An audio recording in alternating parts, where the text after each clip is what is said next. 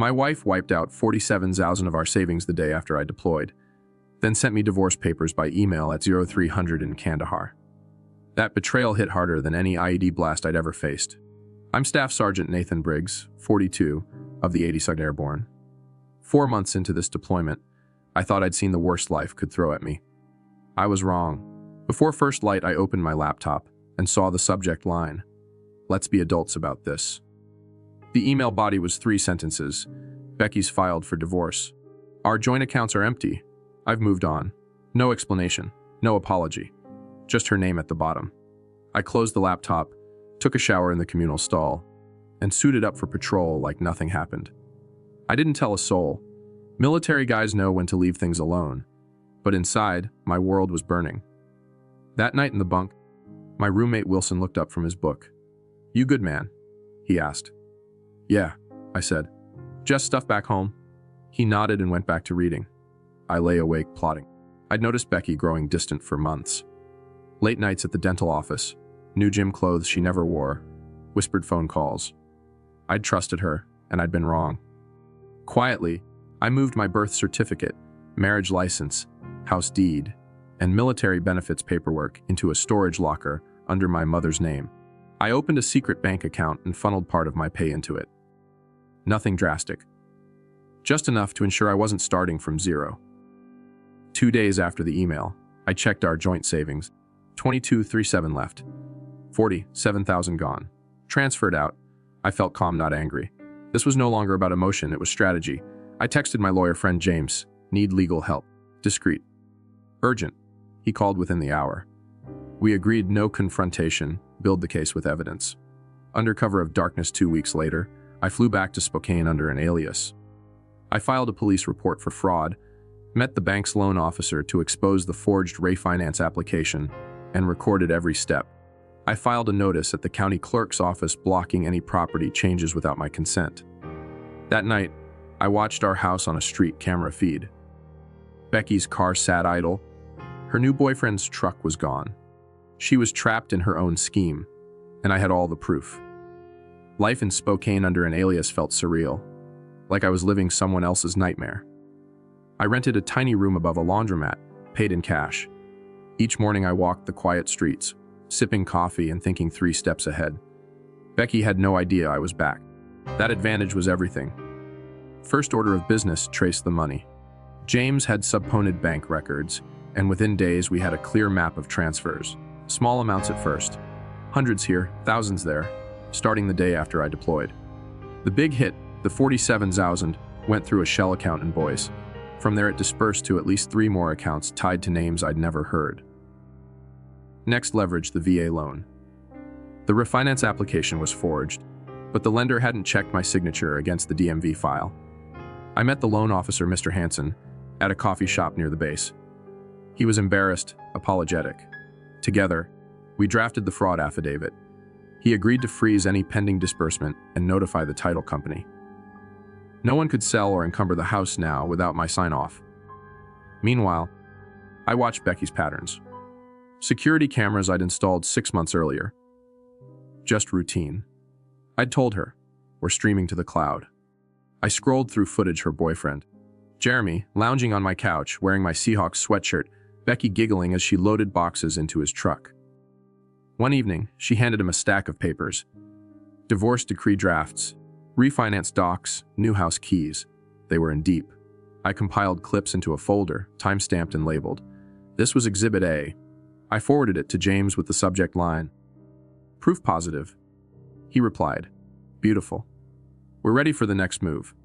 While building the legal case, I had to maintain my cover. At the base, I played the dutiful soldier. On patrol, I was 100% mission. Back at the motel, I was strategist detective, betrayed husband. Sleep was scarce, adrenaline constant. I ate microwave meals, ran on coffee and purpose. 2 weeks in, I triggered Phase 2 pressure. I sent Becky a certified letter, no return address, just my name, demanding explanation for the missing funds and the forged documents. I gave her 10 days to respond before I involved law enforcement publicly. She never replied. Then, late one night, I received a text from Jeremy. "Someone's been asking questions. You need to back off." I smiled. Exactly what I wanted. He knew the net was closing. Day 10's no response. James filed a motion in county court to place a temporary injunction on the house. The judge signed off same day. Public record now, legal dispute, potential fraud, property freeze. Becky's plan was unraveling. Word traveled fast. The next morning, I watched through the camera as 2 process servers approached the house. Becky came to the door, accepted the papers, then slammed it shut. She looked terrified, finally tasting consequences. That afternoon, I met James at the diner again. He had news the bank recovered $30,000 of the transfers. The rest was tied up in offshore accounts, requiring federal involvement. He suggested FBI next. I nodded. Bring them in. That evening, I called Agent Petel at the Spokane field office. I laid out the evidence: bank fraud, identity theft, conspiracy. She arranged a meeting. I handed over the folder of video clips, the bank affidavits, the legal filings. She said, "This is solid. We'll move quickly." Back at the motel, I allowed myself a moment of satisfaction. The same calm focus that had seen me through Kandahar now drove this operation. I wasn't just fighting for money or property. I was fighting for justice. Tomorrow, the FBI would execute search warrants on Becky's house, Jeremy's apartment, and 2 shell corporations. I double-checked my gear: extra batteries for the recorder, backup thumb drives, secure lines to James and Agent Petel. As I lay on the stiff motel bed, I realized something. I felt no hatred. Betrayal had been the spark, but strategy was the flame. I wasn't seeking vengeance for its own sake. I was restoring balance. And when this was over, I'd have the clean break I needed to build something new. The next morning before dawn, I slipped into an unmarked sedan, waiting 2 blocks from the motel. Agent Petel was behind the wheel, her expression professional but steely. In the back seat, James reviewed a tablet showing the affidavits and camera footage. No small talk. This was business. Our first stop was Becky's house. Petel and 2 agents in plain clothes approached the front door with a search warrant. I watched Voyalev feed on my phone. Becky answered, her face pale. She stepped aside wordlessly as agents poured in, photographing documents, seizing her laptop, and copying security footage. Jeremy's absence meant he'd been tipped off or was elsewhere. Either way, he was vulnerable. Next, we hit the shell company's registered addresses. One was a mailbox in Boise. Agents collected logs and surveillance records. The other was a vacant office space in Seattle. There was nothing there. Petel nodded. Expected. The money trail led to digital vaults and offshore accounts, so the physical searches were symbolic, but necessary to establish the pattern in court. By midday, we reconvened at the Spokane field office. Petel laid out the timeline on a whiteboard: deployment date, first transfers, forged refinance, property freeze, shell dispersals. Each point matched our evidence. She tapped the board. We have probable cause for wire fraud, bank fraud, identity theft, and conspiracy. We'll seek indictments within 48 hours. James leaned back, satisfied. That's our ticket. Once the grand jury hands up, we serve Becky and Jeremy with subpoenas. They'll have to testify or plea. He looked at me. How do you want to proceed on the civil side? Foreclosure defense. Full restitution. I paused. The house, our home, had become a battleground. I wanted the money back, yes, but I also wanted to strip away any benefit they sought. Foreclosure defense. I'll keep the house or get its full value, and I want any fees and legal costs covered. James nodded, jotting notes. Petel added, and we'll refer the case to the VA Inspector General. They're interested in preventing military families from being targeted. Back at the motel, I felt the weight of it all. In 2 months, I'd gone from betrayed husband to key witness in a multi-state fraud ring. My military training had taught me strategy and patience. My civilian world had demanded resilience. I was blending both. That night, I drafted my statement for the grand jury. I described my marriage, meeting Becky at a barbecue in 2010, our quiet house in Spokane, the gradual drift, the email. I wrote in clear, factual terms, avoiding emotion. This was evidence, not a memoir. While I typed, my phone buzzed a text from an unknown number. Stop digging or next time you'll disappear. No signature. A threat. I saved the message, forwarded it to Petel. Received. FYI, she responded, stay alert. We'll increase surveillance. I locked the laptop and lay back, heart pounding. Danger was real. not the distant threat of war, but something closer, more personal. Yet I felt ready. I had allies James, the FBI, the bank officer, even Wilson back on base quietly covering my duties. I wasn't alone. Before sleep claimed me, I thought of Becky, once my partner, now a defendant in a federal case. I felt a pang of something, regret, maybe, or pity, then reaffirmed my focus. This was bigger than us. Tomorrow, I'd testify before the grand jury. I'd look them in the eye and lay out the scheme. Then the court would issue indictments, and the wheels of justice would start turning. After that, I'd reclaim my life. The grand jury hearing was in a nondescript federal building on the edge of Spokane. I checked in with security, passed through a metal detector, then waited in a small ante room with 2 U.S. Marshals. My heart thumped, not from fear of testifying, but from the gravity of what was happening. This wasn't Kandahar, these were American courts and laws, and I was about to wield them. Inside the hearing room, a half-dozen jurors sat behind a low partition. The prosecutor, a sharp-eyed woman named Davis, swore me in. "Do you solemnly swear to tell the truth?" I did. Then I walked them through the timeline of my deployment, Becky's email, the bank transfers, the forged refinance, the shell companies, the security footage.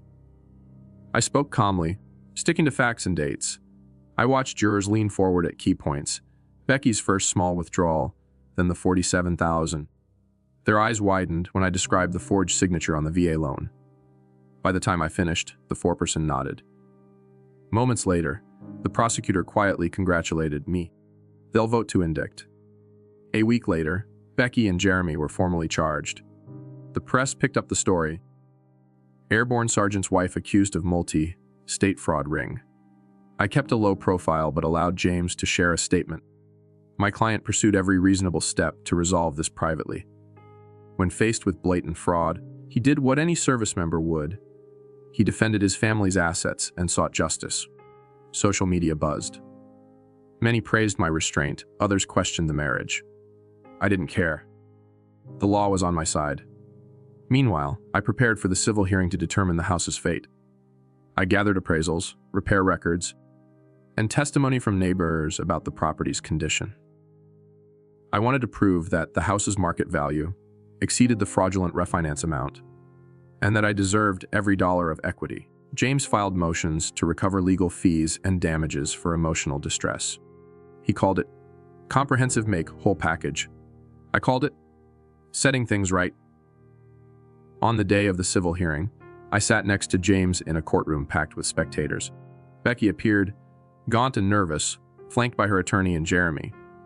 The judge reviewed documents, asked pointed questions about the forgery, the transfers, and my protective actions. When James spoke, he methodically dismantled the defense's arguments. Then I took the stand briefly to confirm details. I felt no anger, only a steady commitment to justice. The judge ruled in my favor. The injunction became permanent, the refinance voided, and Becky was ordered to repay the stolen funds, plus my legal costs. Better still, I retained full ownership of the house. Walking out of that courtroom, I felt a weight lift. The place that had symbolized betrayal was now legally secure. Becky's claims evaporated, her co-conspirators facing felony charges. My mission was nearly complete. That evening, I called Wilson back at the base. "It's done," I said. He whistled. "Hell of an op, man. You gonna be okay?" "Yeah," I replied. "Time to go home for real." I booked a flight to Missoula, my new beginning. I'd spend one last night in Spokane, packing my few belongings from the motel and collecting Scout, the German shepherd I'd adopted through all this. Then I'd head west, to the cabin I'd bought with the recovered funds. A place where no one could hurt me, where betrayal couldn't follow. As I boarded the plane, I thought of Becky. I didn't hate her anymore. She'd made her choices, I'd made mine. Sometimes war is waged in distant deserts. Sometimes it's fought in courtrooms and bank vaults. I'd won this one. I touched down in Missoula just after sunrise, the Rocky Mountain air cool and crisp against my face. Scout, my German shepherd, greeted me with a wagging tail and sloppy kisses as I stepped off the shuttle. For the first time in months, I felt something I hadn't in a long while: peace. The cabin sat nestled among pine trees, its cedar siding glowing gold in the morning light. I unlocked the door with the key I'd stashed in my pocket and stepped inside. Empty rooms echoed with possibility. No betrayal here, only fresh starts. Over the next week, I settled into a routine. Mornings I took Scout for runs along the creek behind the property. Afternoons I repaired the deck and restained the porch rails, the rhythmic work soothing in a way that patrols and courtrooms never could be.